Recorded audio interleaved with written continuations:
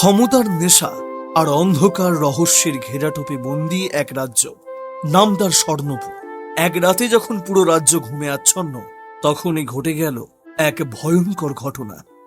রাজকুমারী আয়েশা, রাজার নয়নমণি, এক পলকেই বাতাসের মতো মিলিয়ে গেল।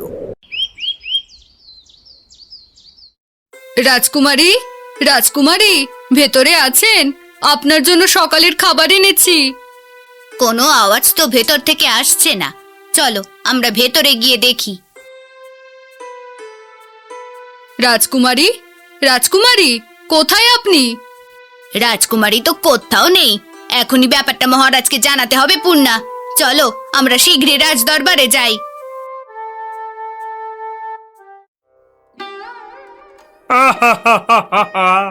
আমার আয়েশা কোথায়? আমার মেয়ে, আমার নয়নের মণি হঠাৎ করে রাতে কোথায় চলে গেল? সেনাপতি, সেনাপতি, পুরো রাজ্য সৈন্য পাঠিয়ে দাও। আমার আয়েশাকে খোঁজার ব্যবস্থা করো। মহারাজ, আমরা তন্ন তন্ন করে খুঁজেছি, কিন্তু বনের ধারে যে প্রাচীন কবরস্থান, অনেক সৈন্যরা সেখানে গিয়ে আর ফিরে আসেননি। তাই বাকি সৈন্যরা সেখানে যেতে ভয় পাচ্ছেন।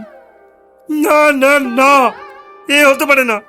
যে কোনো কিছুর বিনিময়ে আমার মেয়েকে আমার চাই চাই চাই।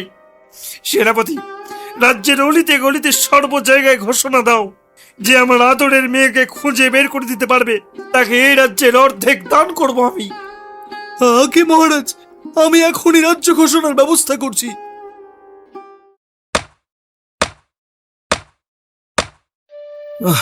মায়ের শরীরটা এখনো ভালো হলো না।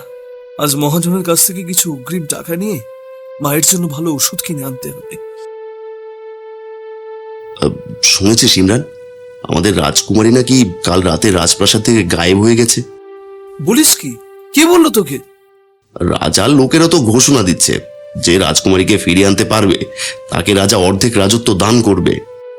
রাজত্ব বড় কথা নয় বন্ধু, একজন নিরপরাধ মেয়ে বিপদে পড়েছে, এটাই বড় কথা। আমাদের রাজা হয়তো কঠোর, অমানবিক, কিন্তু রাজকুমারী আয়েশা সবসময় প্রজাদের সাহায্য করতেন, খুব খেয়াল রাখতেন। পুরো রাজ্য জুড়ে তার ভালো নাম ছড়িয়ে আছে। হ্যাঁ, তা তো ঠিক, কিন্তু এমন জ্যান্ত অদৃশ্য মানুষকে খুঁজে পাওয়া কি সম্ভব? শুনেছি রাজার অনেক সৈন্যরা নাকি জঙ্গলের ভেতরে সেই পুরনো কবরস্থানের দিকে গিয়ে আর কেউ ফিরে আসেনি। ইচ্ছে করলে পাহাড়কেও তুলো করা যায় বন্ধু। আমি যাব সেই জঙ্গলের ধারে। নিশ্চয়ই সেখানে কোনো রহস্য লুকিয়ে আছে। রাজকুমারীকে আমি খুঁজে আনবই। পাগল হয়েছে সিমরান, ওটা মৃত্যুর পথ। এখনো পর্যন্ত কেউ সেই কবরস্থান থেকে ফিরে আসেনি। ভয় হলো মনের অন্ধকার, আর সাহস হলো ভেতরের আলো। অন্ধকারকে জয় করতে হলে আলোর মশাল নিজেকেই জ্বালতে হবে বন্ধু। চিন্তা করিস না, আমি ঠিক ফিরে আসব। আমার মাকে কিছু বলিস না, মাকে তুই দেখে রাখিস ভাই, এটাই চাই শুধু। তুমি কি ভেবেচিন্তে এই পথে পা বাড়াতে চাচ্ছ ছেলে? জি মহারাজ, আমাদের রাজকুমারী বিপদে পড়েছে, আর আমরা হাত গুটিয়ে বসে থাকবো তা তো হতে পারে না। যেভাবে হোক রাজকুমারীকে আমি খুঁজে আনবই। তোমার কথা শুনে দুর্বল মনটা আমার কিছুটা হলো শান্ত হলো। আমি তোমার অপেক্ষায় থাকবো। যাও, তোমার যত সৈন্য সামন্ত লাগে নিয়ে যাও। ও ঘোড়াশালা থেকে রাজকুমারীর প্রিয় ঘোড়া রেশুকে নিয়ে যাও। আমার কোনো সৈন্য লাগবে না মহারাজ, আমার জন্য রাজকুমারীর ঘোড়া রেশুই যথেষ্ট। জঙ্গলটা বেশ ভয়ঙ্কর, কেমন ভয় ভয় করছে। না না না, আমাকে ভয় পেলে চলবে না, মনে সাহস রাখতে হবে। কিন্তু কোথায় খুঁজবো রাজকুমারীকে? চল রেশু, সামনে গিয়ে দেখি। সে ঘোড়াই চড়ে আরো কিছুটা পথ সামনে এগোলো। হঠাৎ করে ঝোপের আড়ালে খসখস শব্দে ঘোড়াটি থেমে গিয়ে চিৎকার করে ডাকতে শুরু করলো। কি হলো রেশু? এভাবে দাঁড়িয়ে এমন ছুটাছুটি শুরু করলি কেন? কি কি ওদিকে? এভাবে ঘন ঘন ওদিকে তাকাস কেন? তুই এখানে দাঁড়া, আমি ওদিকটা দেখে আসি।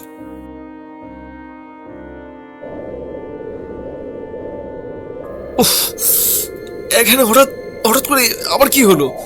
এত বাতাস কেন বইছে এখানে? আমি তো তাকাতেই পারছি না। কেন এসেছো এখানে মানবের সন্তান? এখানে কেবল নিস্তব্ধতার মৃত্যুর বাস। নিস্তব্ধতা তখনই থাকে যখন সত্য গোপন করা হয়। কে তুমি? সামনে এসো। আমি তোমার বাধ্য নই, এখান থেকে চলে যাও, না হলে তোমারও মৃত্যু নিশ্চিত। আমি রাজকুমারী আয়েশাকে খুঁজতে এসেছি, তাকে না নিয়ে আমি রাজ্যে ফিরবো না। আমার মনে হয় রাজকুমারী আয়েশা এখানেই কোথাও আছে। আমি হলাম ভূতের রাজা। আমার রাজ্যে অনুমতি ছাড়া প্রবেশ মানে মৃত্যু। বলো মানব, তুমি কি মরতে চাও? মৃত্যু তো একদিন আসবে, কিন্তু অন্যায়ের সামনে মাথা নত করে বেঁচে থাকাটা কি খুব সম্মানের? আপনার কাছে কি রাজকুমারী আয়েশা আছে? আর থাকলেও আপনি তাকে কেন আটকে রেখেছেন ভূতের রাজা? সাহসী যুবক, সাহস আর বোকামির মধ্যে পার্থক্য খুব সামান্য। তুমি বোধহয় জানো, তুমি যার জন্য এসেছো সে এখানেই আছে। এসো, আমার সাথে এসো।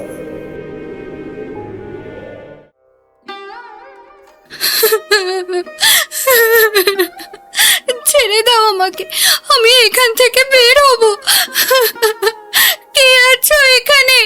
আমাকে এখানে কেন এনেছো? রাজকুমারী, এই তো রাজকুমারী। কে তুমি? আমি ইমরান, আপনাকে আমি মুক্ত করে নিতে এসেছি রাজকুমারী।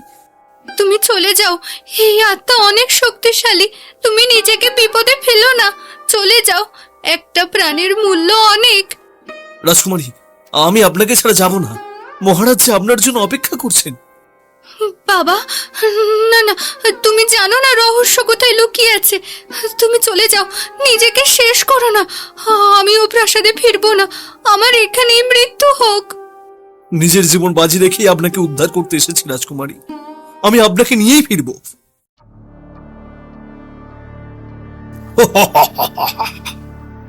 আমাকে মারতে এসেছো বোকা ছেলে? আমি তাকে অপহরণ করিনি, আমি তাকে রক্ষা করেছি মাত্র। রক্ষা করছেন? এটা কেমন রক্ষা? বন্দি করে রাখাকে কি রক্ষা করা বলে? বাইরের পৃথিবী থেকে এই মৃত্যুপুরী অনেক বেশি নিরাপদ। অন্তত এখানে আপনজনের হাতে মরতে হয় না। আপনি আপনি কি বলছেন? আমি ঠিক কিছুই বুঝতে পারছি না, দয়া করে সবকিছু খোলসা করে বলুন। মানুষ মনে করে ভূত মানে শয়তান, কিন্তু মানুষের ভেতর যে সবচেয়ে বড় শয়তান বাস করে তার খবর কেউ রাখে না। আয়েশাকে এখানে আনার কারণ তার নিজের বাবা। তার বাবার কাছে রাজকুমারী আয়েশা নিরাপদ নয়। এ আপনি কি বলছেন? একজন সন্তান তার বাবার কাছে নিরাপদ না? আপনি আমাকে ভুল বোঝাতে পারবেন না ভূতের রাজা। ভাইয়া,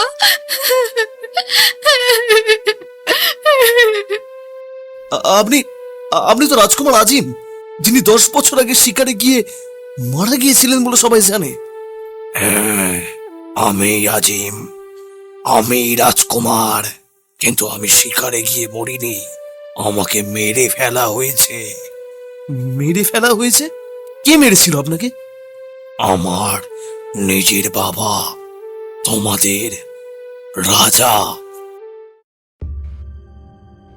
মহারাজ, আপনি যদি আপনার প্রথম সন্তান আজিমকে বলি দিতে পারেন তবে আপনি হবেন চির অমর, সাথে আপনার এই রাজত্ব কখনো শেষ হবে না। এ আপনি কি বলছেন তান্ত্রিক মশাই? বাবা হয়ে আমি নিজের সন্তানকে কিভাবে হত্যা করব? এছাড়া কি অন্য কোনো উপায় নেই?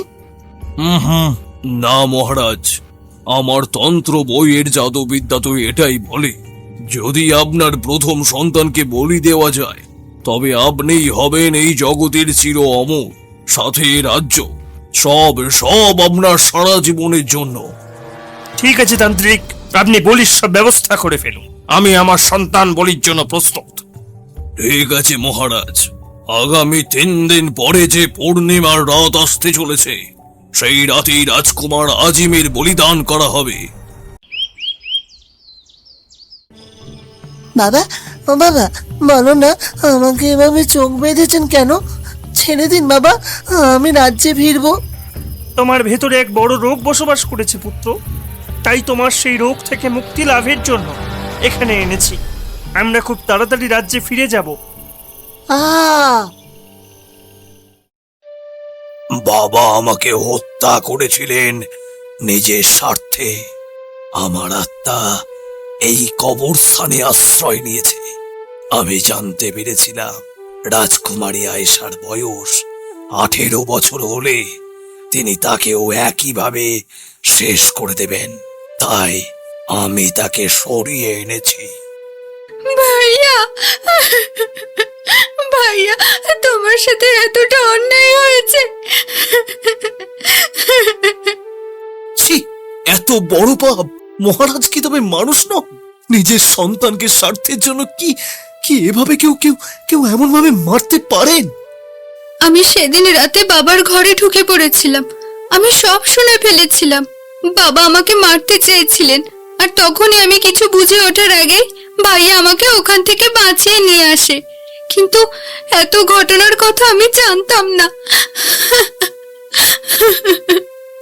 হঠাৎ করে রাজা তার বিরাট সৈন্যদল নিয়ে সেখানে উপস্থিত হন।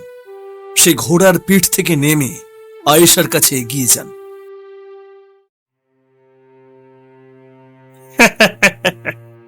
আমি জানতাম এই কবরস্থানের অপশক্তি আমার পথে বাধা হয়ে দাঁড়াবে। মা আয়েশা, তুমি কি ঠিক আছো? এসো, আমার কাছে এসো। মহারাজ, আপনি কি রাজকন্যাকে নিতে এসেছেন, নাকি আপনার ক্ষমতার বলিদান পূর্ণ করতে এসেছেন? কি বলছো কি মূর্খ ছেলে?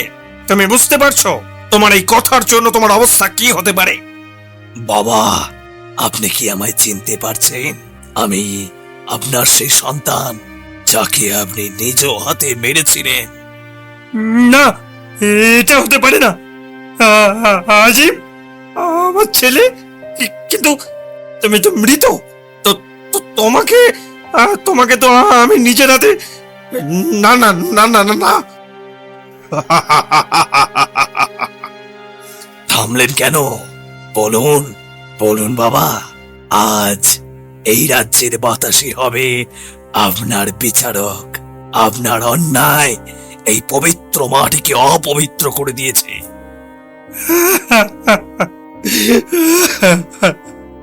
আমি আমি অমর হতে চেয়েছিলাম, কিন্তু আমি একজন ঘৃণিত মানুষ হয়ে গেলাম। আমার রাজ্য আছে, কিন্তু আমার কোনো পুত্র সন্তান নেই। আজ তোমাকে দেখার পরে আমার ভেতরটা ক্ষত বিক্ষত হয়ে যাচ্ছে। বাবা, আমাকে ক্ষমা করো। আজিম, আয়েশা, আমাকে ক্ষমা করো মা। তোমরা তোমরা আমাকে ক্ষমা করো। ক্ষমতা ক্ষণস্থায়ী নয়, কিন্তু কর্মের ফল চিরকাল অমলিন। ক্ষমতাই আসল মহত্ব। আজ আমার অতৃপ্ত আত্মা শান্তি পাচ্ছে। ইমরান, তুমি সৎ এবং সাহসী। রাজকুমারের দায়িত্ব আজ থেকে তোমার। আর বাবা, আপনাকে মারলে আমি আপনার মতোই খুনি হয়ে যাব। তাই আমি আপনাকে আপনার নিজের বিবেকের কাছে ছেড়ে দিলাম। ভাইয়া, ভাইয়া যেও না, ভাইয়া। আমি থাকবো বোন, শরতের বাতাসে, ঘাসের শিশিরে। বিদায়, ভালো থাকিস। আমার ছেলের সাথে করা অন্যায় শাস্তি আমি এই 1 বছরে পেয়ে গেছি মা আয়েশা। আমি বোধহয় আর বাঁচবো না। তুমি অনন্ত আমাকে ক্ষমা করে দিও মা।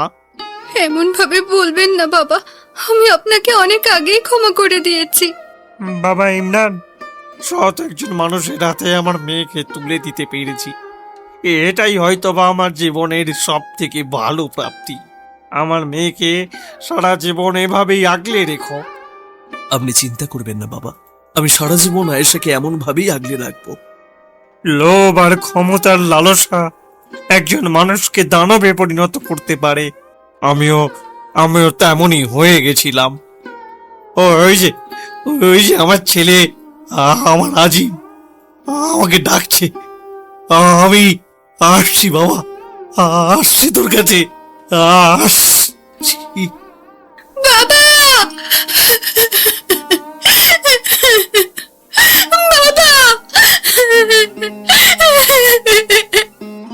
কেঁদো না আয়েশা, মানুষ চিরকাল বাঁচে না। এছাড়া বাবা অনেক কষ্ট পাচ্ছিলেন, তার আত্মার শান্তি কামনা করো।